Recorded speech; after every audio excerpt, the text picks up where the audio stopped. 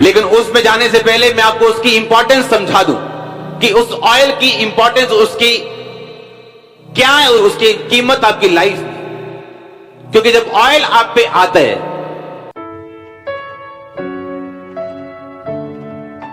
ये बात प्रूफ करती है कि आप लोग फल लाने के लिए तैयार हो। क्योंकि आपने ये वर्ड सुना कि परमेश्वर ने कहा मैंने तुम्हें इसलिए चुना और ठहराया कि तुम फल लेके आ सको। आपको लगता है कि आपने परमेश्वर को माना, आपने परमेश्वर को चुना, ऐसे लगता है ना? बाइबल अलग कहती है, उसने कहा तुमने मुझे नहीं चुना, तुमने मुझे नहीं चुना, मैंने तुम्हें चुना और ठहराया कि तुम फल लेके आ सको।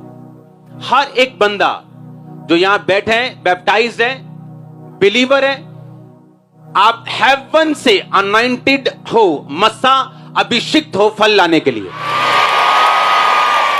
आपको मालूम दो तरह का फल है, एक है ऊंट कटारे कांटे, एक है फल आम अमरूद, हां अच्छा फल।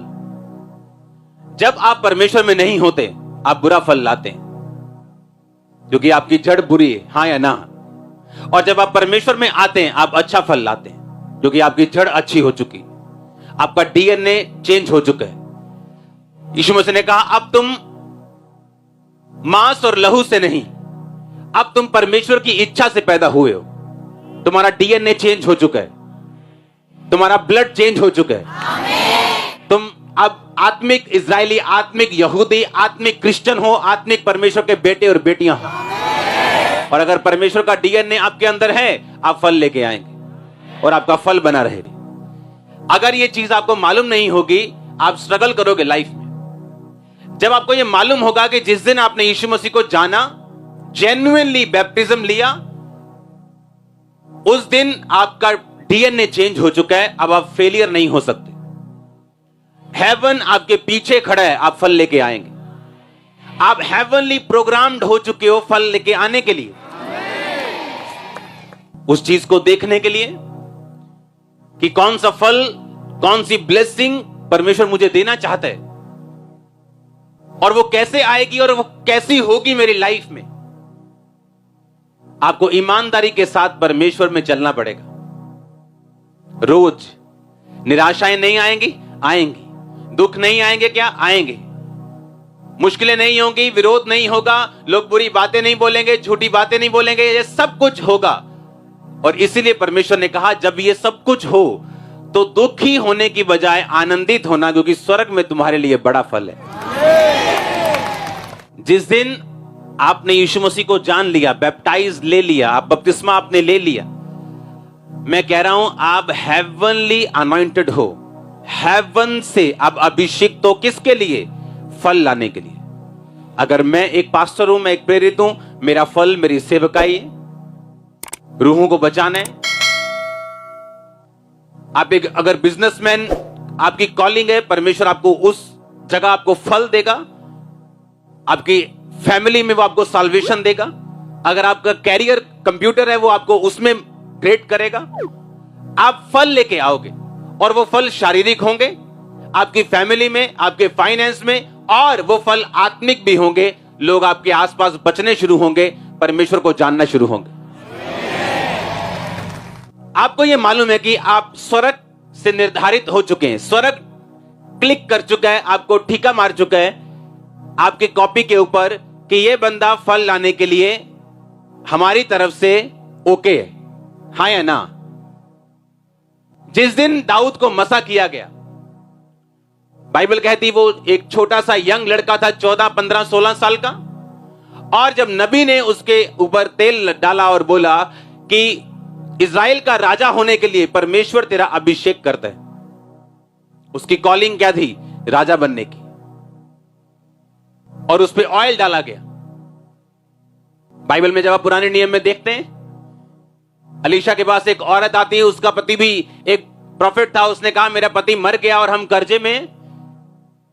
और अलीशा ने कहा क्या है तेरे पास? उसने कहा थोड़ा सा तेल। उसने कहा जाओ और पड़ोसियों के बर्तन मांगना, और बर्तन थोड़े मत मांगना, और उस थोड़े से तेल को उंडेलती जाना, और सब बर्तन भर जाएंगे। उस तेल को बेच के अपना कर्जा उतार देना, और जो बच जाए उससे अपना जीवन निर्वाह करना। जब भी आप बाइबल में तेल देखते हैं, आप कर्जे से मुक्ति देखेंगे। परमेश्वर के चेले जो पतरस, याकूब, यूहन्ना, हाँ वो वाले चेले, उन्होंने तेल मारकर लोगों को क्या किया? जब भी आप बाइबल में ऑयल देखेंगे, आप हीलिंग को देखेंगे। जब भी आप बाइबल में ऑयल को देखेंगे, आप अभिषेक को देखेंगे, कर्जे से मुक्ति को देखेंगे, पावर को देखेंगे, दुष्ट आत्माओं से आजादी को देखेंगे, ऊंची कुर्सी को देखेंगे, अपलिफ्टिंग को देखेंगे, फेलियर खत्म होने को देखेंगे, शर्मिंदगियां खत्म होने को देखेंगे, जब भी आप ऑयल देखेंगे। और आज वो ऑयल जब आप पे आएगा, उससे पहले परमेश्वर ने मुझे निशानी दी है कि स्वर्गदूत आप पे ऑयल लगाएंगे, उस ऑयल को लगाने से पहले। लेकिन उसमें जाने से पहले मैं आपको उसकी इंपॉर्टेंस समझा दूं कि उस ऑयल की इंपॉर्टेंस, उसकी क्या है, उसकी कीमत आपकी लाइफ में। क्योंकि जब ऑयल आप पे आता है, इसका मतलब आप अनॉइंटेड हो अपनी डेस्टिनी को पूरा करने के लिए। किसी की डेस्टिनी है कि वो एक परफेक्ट, एक हाई बिजनेसमैन बन के परमेश्वर के कामों को सपोर्ट करेगा फाइनेंशियली, ये उसकी कॉलिंग है परमेश्वर से। और किसी की कॉलिंग है कि वो अपने कैरियर में जाएगा और उस तरह से परमेश्वर की सेवा करेगा, कोई पास्टर बन के करेगा, कोई असिस्टेंट बन के करेगा। हर एक व्यक्ति की कॉलिंग अलग है, एक दूसरे से मैच नहीं करती। परमेश्वर ने कहा, एक व्यक्ति ने 3 नौकरों को बुला के, एक को 5, एक को 2 और एक को 1 सिक्का देके वो चला गया।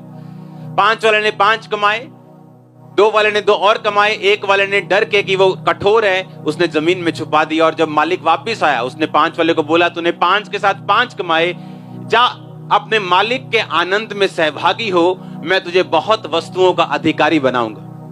तू जिसने 2 के साथ 2 कमाए, उसने कहा मालिक के आनंद में सहभागी हो, मैं तुझे बहुत सी वस्तुओं का अधिकारी बनाऊंगा। सेम आशीष दी उसको। आप जानते हैं आशीष किस चीज में है? आशीष इसमें है कि जो कुछ परमेश्वर ने आपको दिया, वो 2 वरदान हो या 10 वरदान हो या 9 वरदान हो या 90 हो, आप समझो मेरी बात को। क्या आपने उन सब का प्रयोग किया कि नहीं किया? हालेलुया।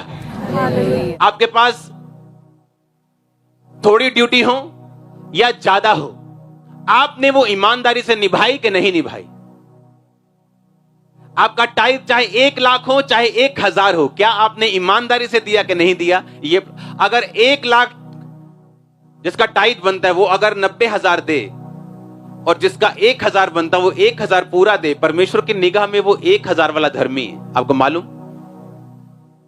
क्योंकि वो बात वफादारी की कर रहा है, बात वो फल लाने की कर रहा है। परमेश्वर ने ये बाइबल में दिखाया आपको कि जब भी आप बैप्टाइज हैं, आप मसा पाए हुए हैं, क्योंकि जिस दिन आप बपतिस्मा लेते हैं, पहला मसा आपके ऊपर आता है उस दिन, जिस दिन जैसे दाऊद के ऊपर आया।